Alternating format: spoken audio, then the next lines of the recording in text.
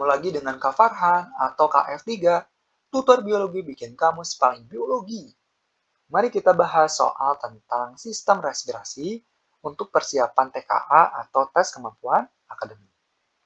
Soal yang pertama, perhatikan data volume udara pernapasan berikut. Berdasarkan data tersebut, kapasitas vital paru-paru adalah. Nah, adik-adik, perlu tahu rumus daripada menghitung kapasitas vital. Kapasitas vital, rumusnya VK ditambah VS ditambah VT. Nah, volume tidal itu adalah volume udara pernapasan biasa. Kalau inspirasi itu volume komplementer.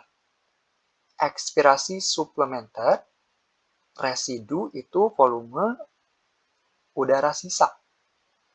Nah, VK, VS, VT, volume komplementer, volume suplementer, volume tidal. Jadi, ini tuh tinggal ditambahin. VK-nya berapa? 1500, kemudian VS-nya 1500, VT-nya 500. Maka jumlahnya 3500 ml. Untuk yang residu itu tidak ditambahkan. Beda dengan rumus yang kapasitas total. Kalau total itu dijumlahkan semua. Kalau vital itu dijumlahkan semua kecuali volume residu. Maka untuk nomor 1 jawabannya ya D. Kita lanjutkan ke nomor 2. Nomor 2 ini merupakan soal cerita. Jadi untuk menghemat waktu, kita langsung baca ke inti soalnya. Soalnya, menyikapi hal ini, kiat-kiat tepat untuk dilakukan agar tercegah dari penularan virus COVID-19 adalah adik-adik cek mana yang tepat dan tidak tepat. Pernyataan 1, bila batuk, pilek, dan sesak napas, lakukan istirahat yang cukup di dalam kamar. Maka ini tidak tepat. Kenapa? Karena ini ada gejala yang serius, sesak napas.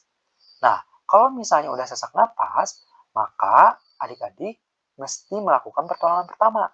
Cek ke dokter dan ditangani dengan baik dan benar. Karena dikhawatirkan ada penyebaran virus COVID-19 di tubuhnya. Jadi daripada terlambat, kita langsung cek. Kalau misalnya istirahat yang cukup di dalam kamar itu kurang ya. Jadi harus melakukan pertolongan pertama.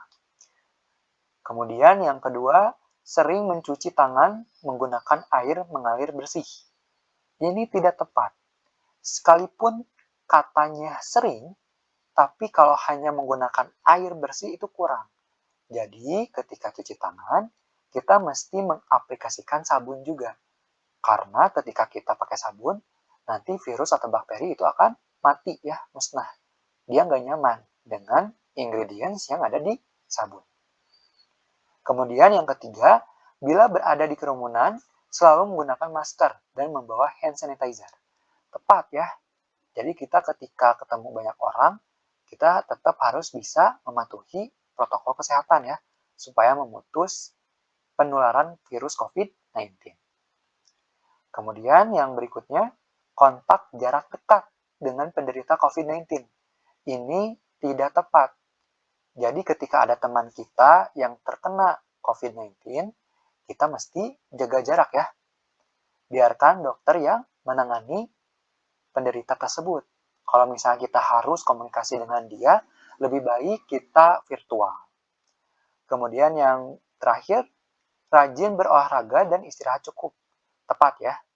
Jadi kita tetap harus rajin olahraga dan istirahat cukup ya.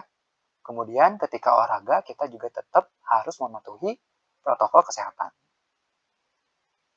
Kita lanjutkan ke nomor 3. Nomor 3 soalnya, manusia melakukan 2 macam pernapasan, yaitu pernapasan dada dan pernapasan perut. Perhatikan beberapa proses yang terjadi berikut. Penjelasan yang benar untuk X dan Y adalah, nah, lihat poin 1, otot antar tulang rusuk berkontraksi.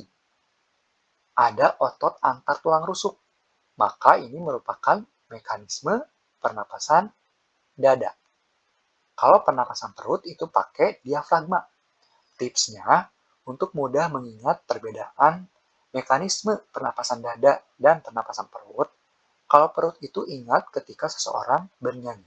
Biasanya kebanyakan orang yang suka bernyanyi itu ketika bernyanyi menggunakan suara perut ya, diafragma, supaya vokalnya bagus. Jadi pernapasan perut, diafragma, dada, otot antar, tulang rusuk. Nah, kita lihat. Ini keadaannya otot antar tulang rusuknya berkontraksi. Kontraksi itu inspirasi, artinya ketika udara dihirup. Maka ini merupakan inspirasi, bukan ekspirasi. Opsi yang ada ekspirasinya, kita coret. Salah, salah, dan salah. Maka kita tersisa ada yang ini dan ini. Inspirasi, keadaan ototnya itu akan kontraksi. Kemudian keadaan tulang rusuknya. Tulang rusuknya itu akan naik. Kemudian X nih. Rongga dadanya bagaimana? Apakah mengecil, membesar? Jadi ketika inspirasi, pernapasan dada, rongga dadanya itu akan membesar ya. Kemudian tekanannya, tekanan udaranya kayak gimana? Akan kecil. Maka yang terakhir ada volumenya gimana? Ketika kita menghirup, maka udara di luar itu akan masuk, maka keadaannya akan bertambah ya, udaranya. Jadi jawaban yang tepat yang ini. Inspirasi dan ekspirasi itu pasti bertolak belakang. Kalau ini kontraksi, berarti ekspirasi relaksasi. Naik, turun, besar, kecil, kecil, besar, bertambah, berkurang. Jadi pasti bertolak belakang antara inspirasi dan ekspirasi. Oke, sampai sini dulu. Jangan lupa like and share ke teman-teman kamu. Dan sampai jumpa di pertemuan biologi berikutnya. Dadah!